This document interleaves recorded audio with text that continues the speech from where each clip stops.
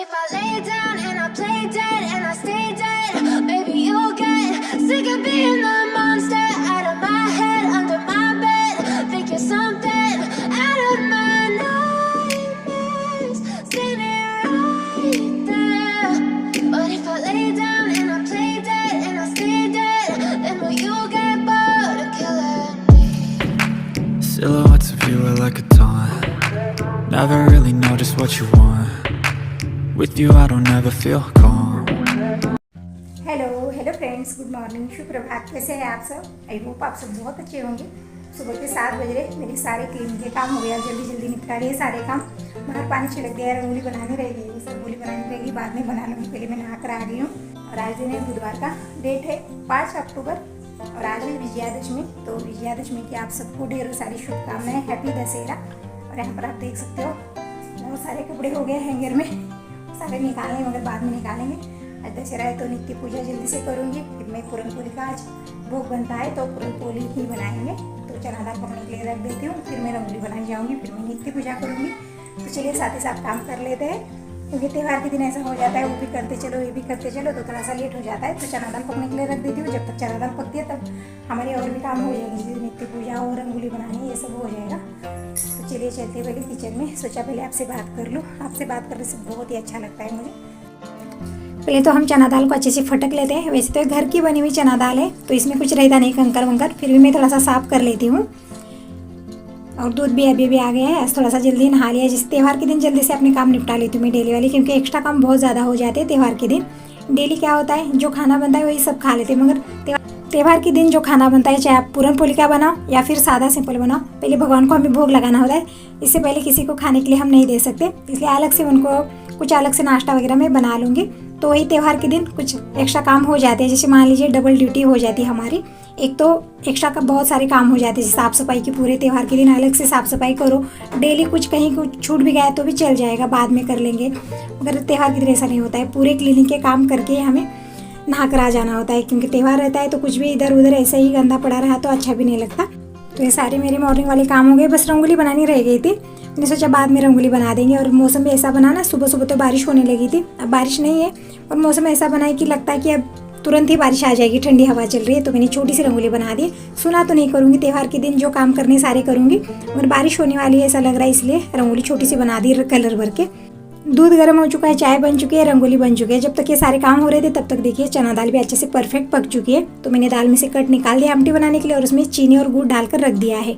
जब तक पूरन हमारा पक रहा है तब तक मैं पूजा कर लेती हूँ। तो नित्य पूजा मैंने कर लिया, भगवान को उठा के पूजा की। बहुत दिनों का गैप हो गया, जैसे 10-11 दिन हो गए हमने भगवान को उठा के पूजा नहीं की थी जगह।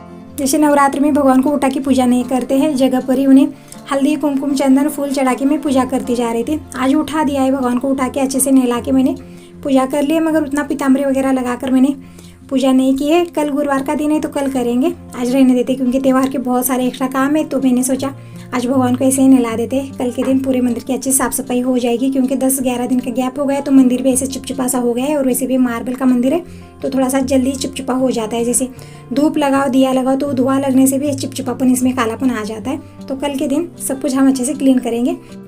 तो इस तरह से मैंने भगवान की पूजा कर ली है, माता रानी को जल चढ़ा के पूजा कर ली, आरती कर ली है। अब मैं किचन में आ गई हूँ और यहाँ पर चना दाल भी, जैसे पूरन हमारा अच्छे से बन गया है तो मैंने गैस बंद कर दी है। पूरन को पूरन पात्र में से हम बाद में निकालेंगे, पहले मैं नाश्ते की तैयारी कर लेती हूँ। तो नाश्ते में आज मैं पुलाव ही बनाने जा रही हूँ, जल्दी से बन जाता है। अगर अलग से कुछ बनाऊंगी तो और भी टाइम लग जाएगा, तो मैंने सोचा ये झटपट बन जाता है, तो मैंने यही बना लिया है। तो चावल और मूंग दाल मैंने अच्छे से धुल के रख दी है और यहाँ पर हम लगा देते तड़का। तो कुकर में 2 से 3 चम्मच ऑयल ले लिया, इसमें जीरा और राई डाल दिया, जैसे चट गया बाद में लहसुन और अदरक का पेस्ट डाल दिया है। और मेरा ध्यान नहीं रहा, ये कुछ ज़्यादा ही गोल्डन ब्राउन हो गया। बाद में मैंने इसमें कड़ी पत्ते, हरी मिर्च ये सब डाला है, और जो भी बेसिक मसाले डालते हैं वही डाला है, धनिया पाउडर, हल्दी पाउडर और खड़े मसाले डालते तो और भी बढ़िया टेस्ट आता है इसमें। मगर दिनेश के पापा को इसका फ्लेवर अच्छा नहीं लगता है, जैसे दालचीनी लौंग इलायची का फ्लेवर उन्हें अच्छा नहीं लगता है, तो मैंने कुछ नहीं डाला है, सादा सिंपल बस पुलाव बना रही हूँ। तो ये सब कुछ अच्छे से पक चुका है, जैसे टमाटर वगैरह। फिर बाद में मैंने इसमें पानी डाल दिया है और इसमें एक उबाल आने का वेट करते हैं। और इधर मैं पूरन को भी देखते जा रही हूँ, क्योंकि कुकर अभी काफ़ी गर्म है। जैसे इस पानी में उबाल आ गए, मैंने इसमें भीगे हुए चावल डाल दिए। कुकर में 2 सीटियाँ लग चुकी है, तो देखिए हमारा खिला खिला बढ़िया सा पुलाव बनकर रेडी है।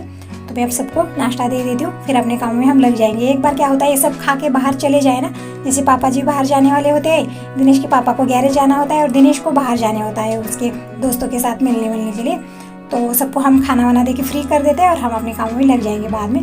तो सबका नाश्ता वाश्ता हो गया है, अब हम अपने काम में लग जाते हैं। जैसे पूरन पोली का खाना बनाने में टाइम लग जाता है और एक्स्ट्रा काम बहुत ज़्यादा हो जाते हैं। जैसे मुझे अभी दरवाजे में तोरण वगैरह लगाना है, तो ये सब कुछ बाद में करूँगी। पहले मैं पूरन को पूरन पात्र में से निकाल लेते हैं, ठंडा होने के बाद हो नहीं पाता है, तो गरम गरम ही करो ना, जल्दी से हो जाएगा। जैसे 15 मिनट लगने हैं तो बस 10 मिनट में हो जाता है। तो इधर मैंने इमली पकने के लिए रख दिया आमटी बनाने के लिए।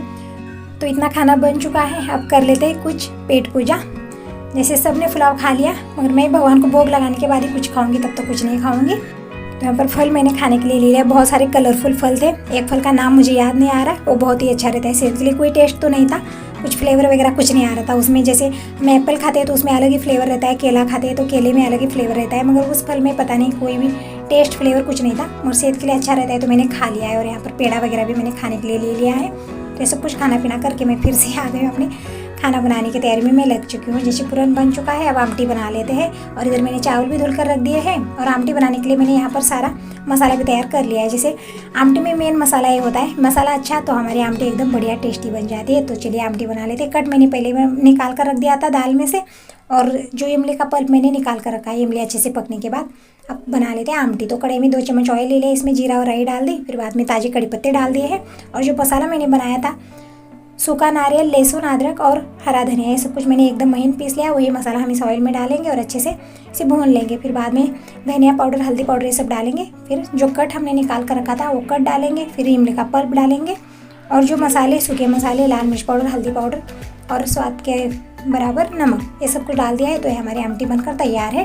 तो पूरन पोली के खाने में आमटी हमारी बढ़िया बननी चाहिए, तभी पूरन पोली के खाने में टेस्ट आता है। तो ये आमटी बन चुकी है, बना लेते हैं।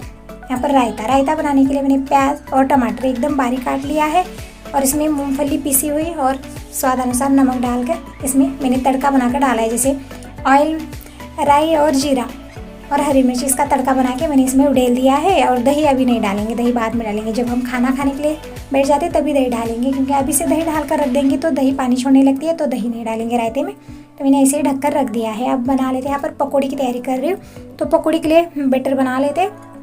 तो इसके लिए 1 से 1.5 कटोरी बेसन ले लिया, इसमें बेसिक मसाले सारे डाल दिए हैं, लाल मिर्च पाउडर, हल्दी पाउडर और स्वाद अनुसार नमक। और प्याज मैंने बहुत सारी डाल दी है, क्योंकि त्यौहार के दिन क्या होता है, गर्मा गर्म पकौड़े हमें खाने के लिए नहीं मिलते, क्योंकि हमें भगवान को भोग लगाना होता है, गाय के लिए निकालना होता है। तो बहुत सारी प्याज डाल दो ना, तो ठंडे होने के बाद भी पकौड़े बहुत ही बढ़िया लगते हैं। फिर बाद में कटा हरा धनिया डाल के मैंने बैटर बनाकर रख दिया है। तो इतना खाना बन चुका है, अब बस पूरन पोली बनानी है और पकौड़ी बनानी है, बस इतना ही।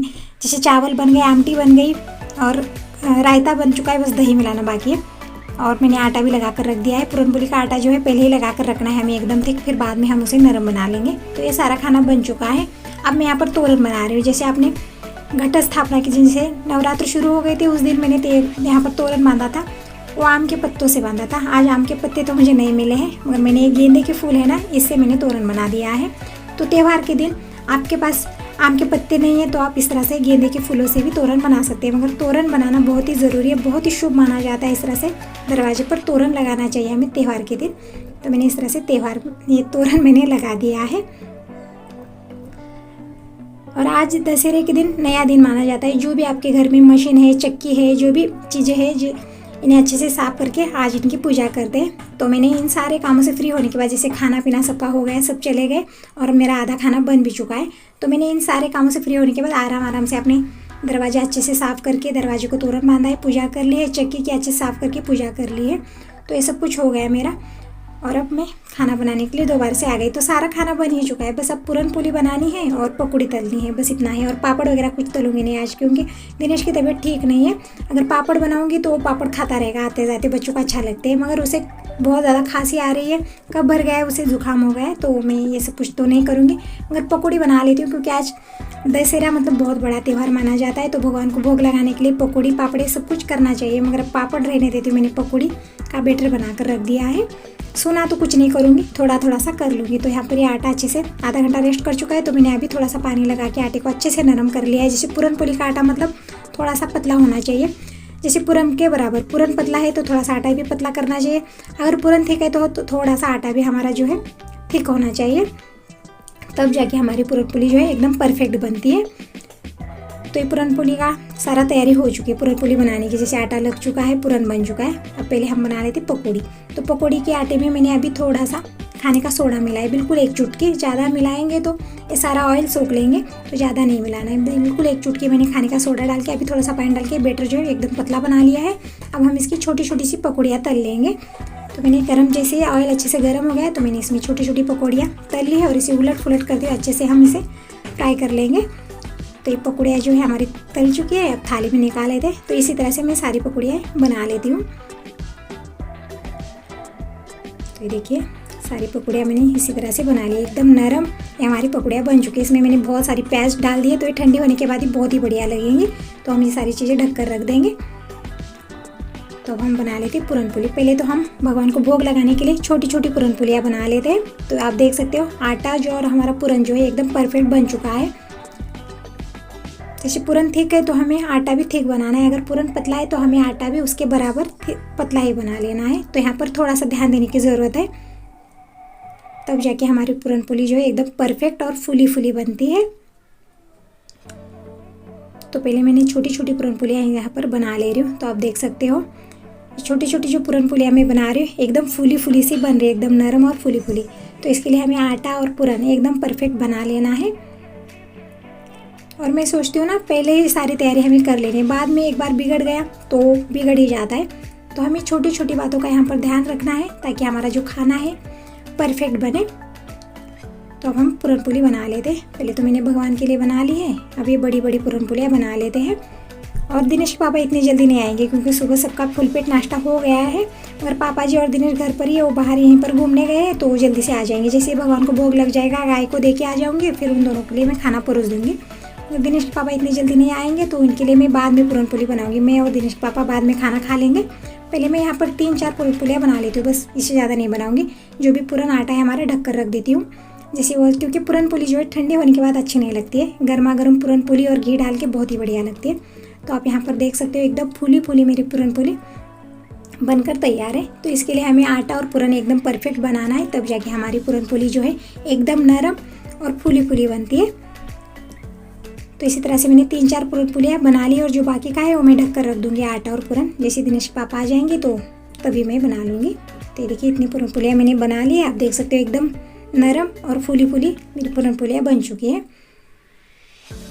तो अब हम भगवान को भोग लगा देते, इतनी पूरन पोलियाँ बन चुकी है। दिनेश के लिए और पापा जी के लिए मैं खाना परोस दूँगी, पहले हम भगवान को भोग लगा देते। तो यहाँ पर जो छोटी छोटी पूरन पोलियाँ मैंने बना कर रख दी थी वो थाली में ले लिए। इसके ऊपर जो भी मैंने बना लिया है वो सब कुछ ले लेंगे। पकौड़ी, चावल, आमटी, कोशिम्बीर जो भी मैंने बना लिया है वो सब कुछ हम यहाँ पर थाली में लगा लेते हैं। तो ये रायते में मैंने अभी दही नहीं मिलाया, अब दही मिला लेते हैं। तो यहाँ पर ताज़ा एकदम फ्रेश दही है, रात में ही मैंने जमा किया है। तो ये दही हमने इसमें डाल दिया है, 1 कटोरी भर के दही मैंने डाल के अच्छे से मिक्स कर लिया है और ये रायता तैयार है।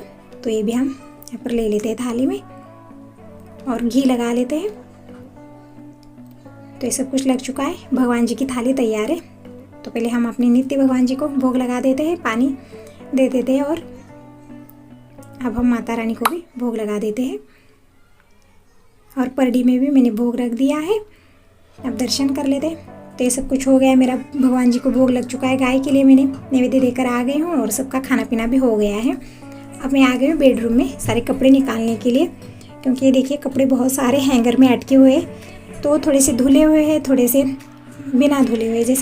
जैसे दिनेश और उसके पापा आ जाते तो इसके ऊपर ही ऐसे कपड़े रख देते हैं। तो वही मैं चेक कर रही हूँ कि कौन से धुले हुए कौन से नहीं धुले। जब भी खाली टाइम मुझे मिलता है तो मैं सारे काम अपने निपटा लेती हूँ, क्योंकि सुबह और शाम 2 टाइम मुझे खाना बनाना होता है। किचन में ही बहुत ज़्यादा टाइम निकल जाता है। अगर दोपहर में जब सबका खाना पीना हो जाते हैं, सभी इन कामों से हम फ्री हो जाते हैं, तब जाके मैंने सारे जो भी कपड़े हैं हमारे अच्छे से रख देती हूँ ताकि सुबह जल्दी से सबको मिल जाए। तो जो भी धुले हुए कपड़े सारे मैंने अच्छे से फोल्ड करके अलमीरा में लगा दिए हैं और जो धुलने के थे वो सारे मैंने यहाँ पर सर्फ में डाल दे रही हूँ, क्योंकि अभी आज कपड़े धुलने में मुझे बहुत लेट हो गया, क्योंकि त्यौहार के बहुत सारे काम थे। फिर खाना पीना भी हो गया सबका। अब दोपहर के 3 बज रहे, अब जाके मैं कपड़े धुल रही हूँ और मौसम भी थोड़ा सा ऐसा ही हो गया है बारिश वाला, तो सारे कपड़े जल्दी से धुल डालती हूँ। तो यहाँ पर सारे कपड़े मेरे धुलने हो गए हैं। तो कपड़े सारे निचोड़ के मैंने यहाँ पर ग्रिल पे रख दिए। तो जो भी एक्स्ट्रा पानी था सारा निचोड़ के चला गया है। अब फटाफट से बकेट में भर लेते हैं। और जो वाइट वाले कपड़े उन्हें मुझे नील में डालना है, तो उसे मैंने साइड में रख दिया है। और जो नील में नहीं डालने वो अलग से बकेट भर दिया है, क्योंकि नीचे जो डोर बंदी है वहाँ पर थोड़े और यहाँ पर एक डोर बंदी है वहाँ पर थोड़े, क्योंकि कपड़े बहुत ज़्यादा हो गए हैं तो एक ही डोरी पर नहीं आ पाएंगे। और जो वाइट कलर के है वो सारे में इस तरह से नील का पानी मैंने बना लिया है। वाइट कपड़ों में नील डालने से एक अलग सी चमक आ जाती है। तो सारे कपड़े, दिनेश का यूनिफॉर्म नहीं है आज, उसका वाइट यूनिफॉर्म नहीं है, तो जो पापा जी के और दिनेश के पापा के बनियान वगैरह जो भी वाइट वाले कपड़े सारे मैंने इस तरह से नील के पानी में डुबो दिया है। तो सारे कपड़े धुल के मैंने सूखने के लिए डाल दिया है। और मौसम ऐसा बना, ऐसा लग रहा है कि अब बारिश होने वाली है, तो जितने सूख पाए उतने सूख पाए। अगर बाद में सूख नहीं पाएंगे, बारिश आ गई, तो मैं अंदर लाके कुर्सी पर, चेयर पर इधर उधर डाल दूँगी और फ़ैन ऑन कर दूँगी, तो वो सूखते रहेंगे। तो ये सारे मेरे काम हो गए हैं। और यहाँ पर दूध वगैरह गर्म करने के लिए रख दिया है। और किचन की हालत कुछ ऐसी हो गई, बहुत बिगड़ गई है क्योंकि छाछ वगैरह बन चुके, बाद में घी खत्म हो गया था, तो मैंने थोड़ा सा मक्खन वगैरह निकाल के घी बना दिया, इसीलिए बहुत ज़्यादा फैला फैला हो गया है किचन। तो ये सारा मैं समेट लेती हूँ। जब खाना पीना हो जाता है ना, तो पेट भी भारी भारी हो जाता है, तो खाने कुछ भी करने का मन नहीं था। फिर भी लेट हो गया, इसलिए मैं तुरंत ही कपड़े धोने के लिए गई थी। अब सारी किचन समेट लेते हैं। तो आप बताएं फ्रेंड्स, आपको वीडियो कैसा लगा? अगर अच्छा लगा है तो लाइक कीजिए, न्यू है तो सब्सक्राइब कर दीजिए, ताकि ऐसी न्यू वीडियोस, न्यू व्लॉग्स आपको डेली मिलते रहे। तो चलिए अब इस वीडियो को यहीं पर एंड करती हूँ। बाय बाय, टेक केयर, मिलते हैं नेक्स्ट वीडियो में।